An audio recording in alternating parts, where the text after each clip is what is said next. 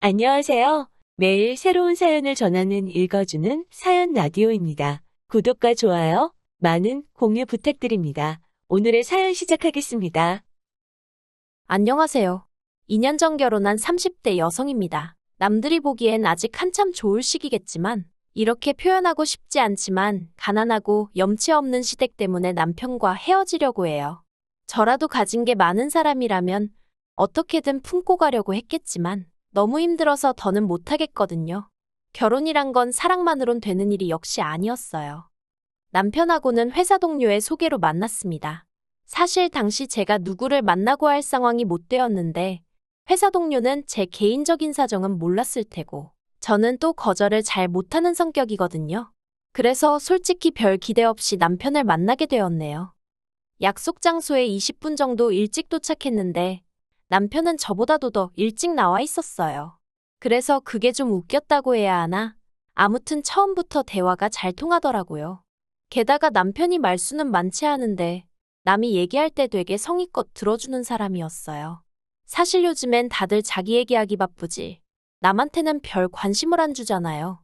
그래서 그런 남편의 태도가 무척 마음에 들대요.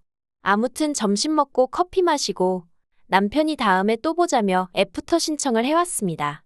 그리고 이후로 저희는 4년 동안 연애를 하게 되었죠. 사실 연애를 하는 동안 결혼 이야기는 몇 번이나 나왔었어요. 하지만 연애랑 다르게 결혼은 좀 더 이것저것 따질 게 많았고, 특히나 늘 돈이 문제였지요. 남편은 자기가 최소한 한 달에 350 정도는 벌게 되면 그때 결혼을 하고 싶다고 했고, 저도 제 직장 문제가 해결이 되면 그때 하고 싶었거든요. 참고로 남편의 경우 연애 내내 월급이 270에 머물러 있는 상황이었어요.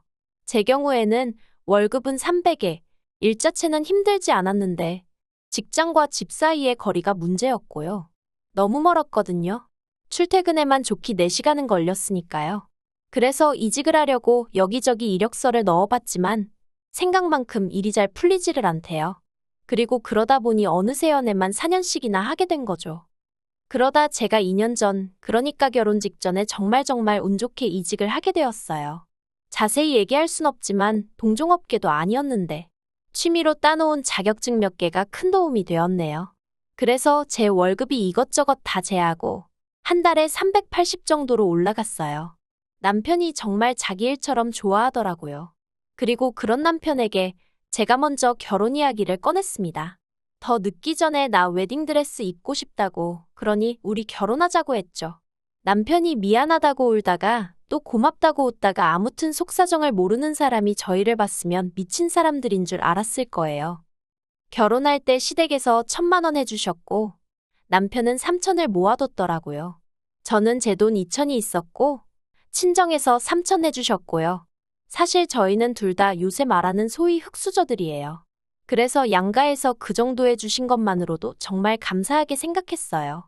정말이지 액수에 대한 서운함이나 섭섭함은 하나도 없었습니다. 오히려 받은 것 이상으로 잘해드리며 살아야겠다고 다짐했는걸요. 그런데 시작은 차였습니다. 시댁엔 당시 남편을 제외하고도 식구가 넷이었는데 시부모님과 2명의 신우들이 있었죠. 그리고 좀 황당했다고 해야 하나 싶은 게 온 식구가 각자 차를 끌고 다니더라고요. 특히 시부모님은 수입이라고 해봤자 나라에서 나오는 연금하고 자식들이 주는 용돈이 전부셨는데 말이죠. 그래서 잠깐이었지만 차가 2대씩이나 필요하신가 싶대요. 물론 제가 주제넘게 말할 건 아니라서 그냥 잠깐 생각만 했던 거고요. 그런데 저랑 남편이 결혼하고 얼마 되지 않았을 때였습니다. 당시 남편이 끌고 다니던 차가 말 그대로 폐차 직전의 수준이었고 그래서 일단 제 차를 갖고 다니라고 했었는데 남편이 그건 아닌 것 같다면서 제 차 타는 걸 무척 불편하게 생각하더라고요. 그리고 이 와중에 어떻게 얘기가 진행된 건지는 잘 모르겠지만 어머님이 당신들 차 한 대를 가져가라셨습니다. 공짜로 주시겠다면서요. 그런데 받아오는 게 맞나 싶었던 게 어머님이 주신다는 차도 남편 차 못지않게 낡은 차였거든요. 그러니 제 입장에선 굳이 이런 걸 받아서 나중에 차를 존내받았네 소리가 나오진 않을지. 상황 자체가 탐탁치 않았어요. 하지만 남편이 시부모님이 좋은 뜻으로 주신다는 건데 그냥 기분 좋게 받아오면 안 되겠냐 하대요. 뭐 그래도 꾸역꾸역 따져보면 자기 차보다는 낫다면서요. 그런데 그렇게 받아온 차는 생각했던 것보다 훨씬 사정이 좋지 않았습니다. 남편은 괜찮다 괜찮다 했지만 카센터에 가져가니 이것저것 고치는 비용만 400을 부르더라고요. 그래서 제가 남편더러 차라리 폐차하는 게 낫지 않겠냐니까 저더러 뭘 모른다면서 400으로 차를 살 수 있냐고 화를 내는데 솔직히 사귀는 동안에도 다툼이 아예 없던 것은 아니지만 왠지 화를 내는 남편의 모습이 낯설게 느껴졌어요. 그리고 나중에서야 느꼈지만 주제나 상황이 뭐건 간에 시댁하고 관련이 있으면 남편은 쉽게 매번 버럭버럭 하더라고요. 돌이켜 생각해보니 자격지심이었나 싶기도 하네요. 아무튼 그래서 그 차를 기어이 400만 원이랑 큰돈을 주고 고쳤는데 더 황당한 건 이후에 시부모님이 보이신 행동이었어요. 시댁과 저희 집은 차로 30분 정도 걸리는 거리로 멀지는 않지만 결코 가까운 거리도 아니었거든요. 그런데 저희가 차를 고친 이후로 걸핏하면 차를 써야 하는 상황이라면서 전화 남편에게 전날 밤에 차를 주고 가라고 하시질 않나, 다른 차가 상태가 안 좋아서 그러니 빌려달라고 하시지를 않나.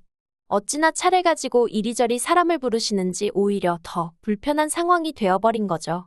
그래서 결국은 참다 못해 남편한테 차를 주셨으면 주신 거지 이건 뭐 어머님 아버님이 쓰시는 날이 더 많다고 한마디 했네요. 그랬더니 필요하면 가족끼리 빌려주기도 하고 그런 거지. 저더러 연애할 땐 몰랐는데 생각보다 되게 야박한 애 어쩌네 그러더라고요. 참나, 어이도 없고 기가 막혀서 말이 안 나오대요? 그런데 남편은 자기 화를 못 삭히고 혼자 계속해서 울그락불그락 하더니 안 되겠다며 그냥 그 차 시부모님께 돌려드려야겠답니다. 그리고 저는 돈 400이 생각나. 너무 아깝더라고요. 그런데 그 400 때문에 안 된다고 하면 또 남편이 난리를 칠 것 같고 그래서 그래.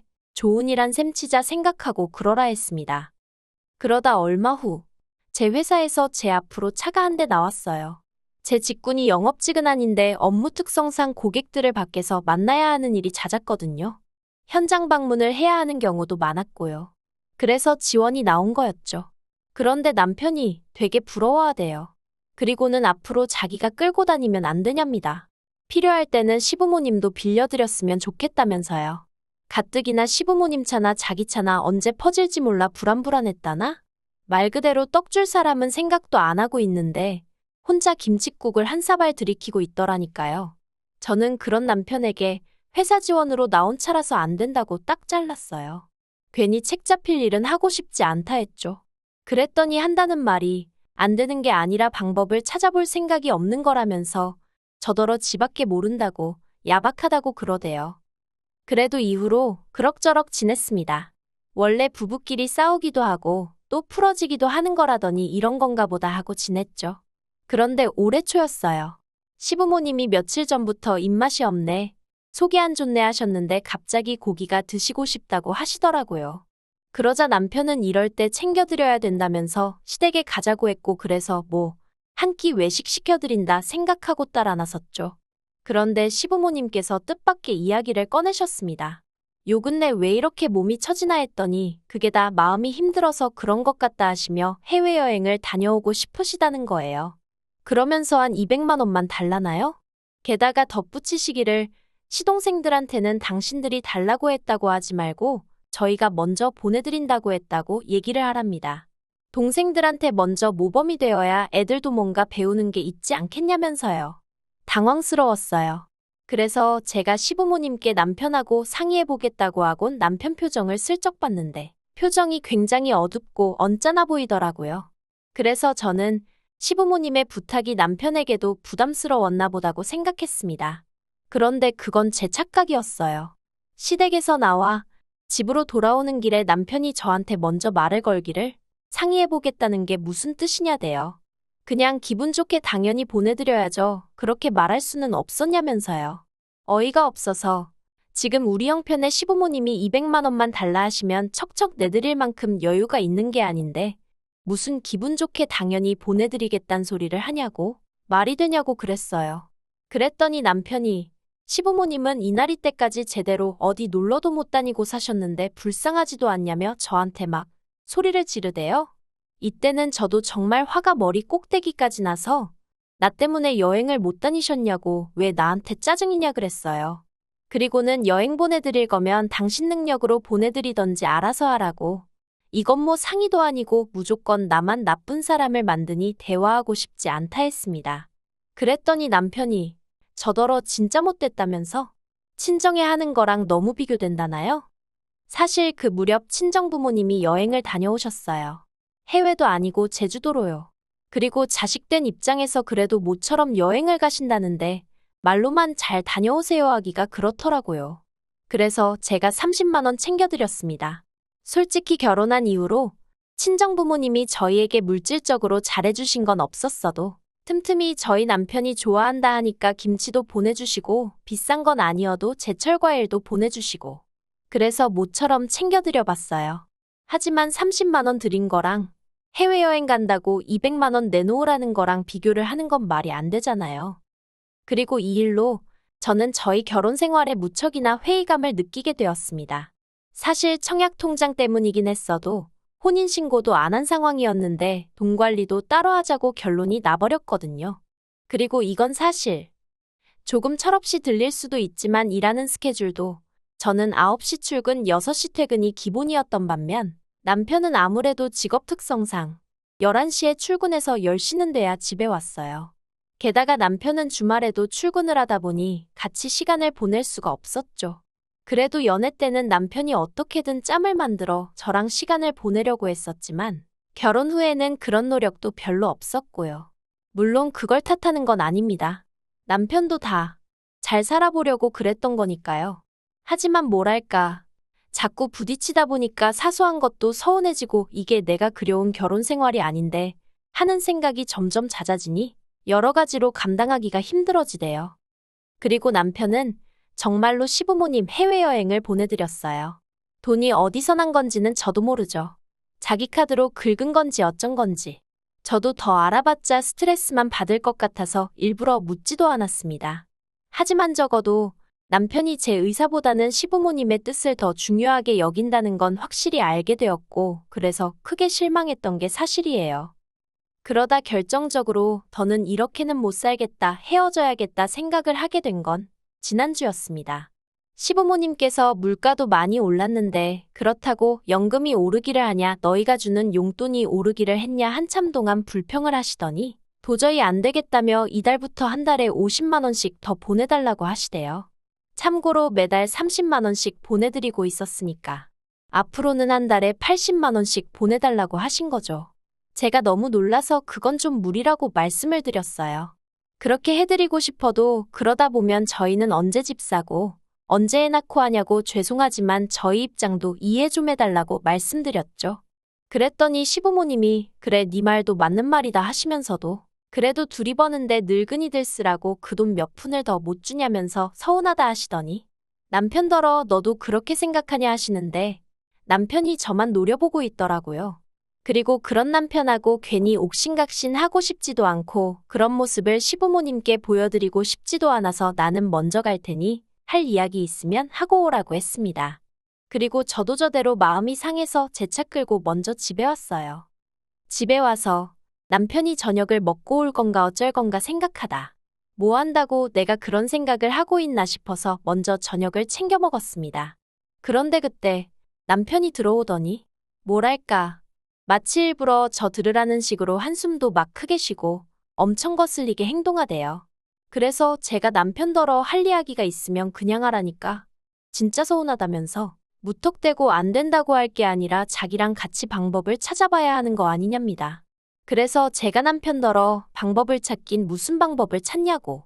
우리 수입이야 뻔할 뻔짠데 갑자기 50만 원이나 어떻게 올려드리냐고 당신 그 정도 계산도 못하냐고 따졌죠. 그랬더니 남편이 저더러 직장만 좋은 직장 다닌다고 되는 게 아니래요. 사람이 먼저 돼야 한다면서 그렇게 악착같이 손에 든 걸 쥐고 있으려고만 하고 내려놓질 못하면 안 된다나요? 정말 말 같지도 않아서 그만하라고 했어요. 그리고 그날 저녁 세상 모르고 잠든 남편 옆에서 이제는 헤어져야겠다는 생각이 들대요. 저도 뭐 내세울 것 없는 집에서 태어났고 지금도 별 볼 일은 없지만 그래도 저희 친정부모님은 저에게 뭐라도 하나 더 해주지 못해서 미안해하시는 분들이세요. 그런데 어째서 시부모님은 자식한테 하나라도 더 받아내질 못해 안달이실까 싶은 게 평생 제가 감당하며 살 자신이 없더라고요. 그리고 그러다 보면 남편한테 저는 갈수록 지독한 억척스러운 여편네로만 보일 텐데. 저 정말 그렇게 살고 싶지 않았거든요. 그래서 이튿날 남편에게 우리 더 복잡해지기 전에 헤어지자 했습니다. 이제라도 서로 갈 길 가자고요. 나는 당신이 당신 부모님께 잘해드리는 걸 뭐라고 하고 싶은 생각은 없지만 같이 할 자신이 없다 했네요. 그러자 남편은 지난밤과 마찬가지로 한숨만 내쉬더니 자기를 이렇게 배신하는 거냐입니다. 뭐라 할 말이 없었어요. 차라리 자기가 잘못했다 미안하다 했으면 저도 흔들렸을지도 모르겠는데 배신이라니. 더는 대화를 해봤자 소용이 없겠구나 싶어서 마음대로 생각하라고 했네요. 전세 계약은 어차피 얼마 후면 끝나서 집주인한텐 재계약 안 할 거란 얘기만 해뒀어요. 보증금 나오면 계산 똑바로 해서 각자 목 나누고 미련 없이 보내주려고요. 남편이 혼자 시부모님 생활비를 대가면서 살 수 있으려나? 잠깐 그런 생각도 들었는데 뭐 그거야 그쪽 사정이잖아요. 습관처럼 하던 남편이나 시댁 생각도 차차 기억에서 날려버려야죠. 저는 저 혼자 사는 거에 대해서는 걱정도 부담도 없어요. 오히려 스트레스의 원인들이 사라지는 거니 더 잘 살지 않을까 하는 생각도 들던걸요. 그리고 욕심이겠지만 만약에 저한테 다시 누군가가 오면 그때는 정말 그 무엇보다도 저를 1순위로 쳐주는 사람이면 좋겠다는 바람입니다. 긴 이야기 들어주셔서 감사합니다. 오늘의 사연은 여기까지입니다. 구독과 좋아요, 알람 설정해주시면 앞으로 더 좋은 사연으로 찾아오겠습니다. 감사합니다.